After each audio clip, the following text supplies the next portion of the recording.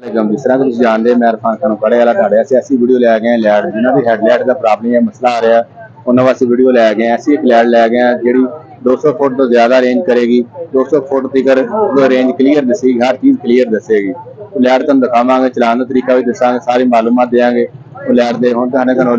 light तकरीबन 200 foot तक मार करती है बैटरी 12 वोल्ट की बैटरी चलेगी 200 फुट तक रेंज करेगी इनकी कीमत की तरफ जाए कीमत बहुत घट है तकरीबन 600 रुपये की लैट जे 600 तुम मिलेगी होलसेल रेट तो 1 नंबर तो सर कीमत की गल करो कीमत है 600 रुपया ब्रांड है चाइना का ब्रांड जे चाइना 1 नंबर की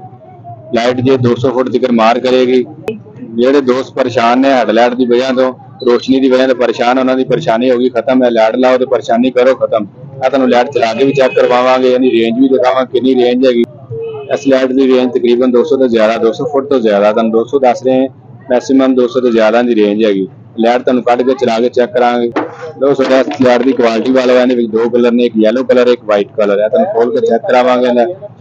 सारा कुछ दिखावे किस तरह चलनी बहुत सारा लाइट जे देखने छोटी है काम करने बहुत तेज है छोटी लाइट जे बहुत सारा लाइट जे लाइट के कलर की गल करें दो कलर ने एक येलो एक वाइट चलाओ लगाओ तारा लगाओ बहुत सारा है कलर जी येलो चेक करो येलो कलर जी रेंज दिखा दी चेक करो रेंज जी चेक करो सारी रेंज 200 फुट तो ज्यादा नहीं रेंज है येलो कलर ला तारा बहुत ढिला है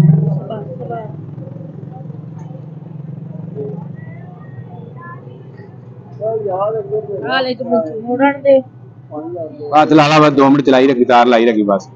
बंद कर दी बहुत हो गई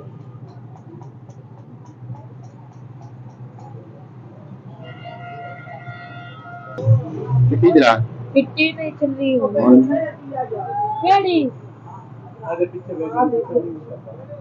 असल भाई इधर होना है तू मोटे हौसला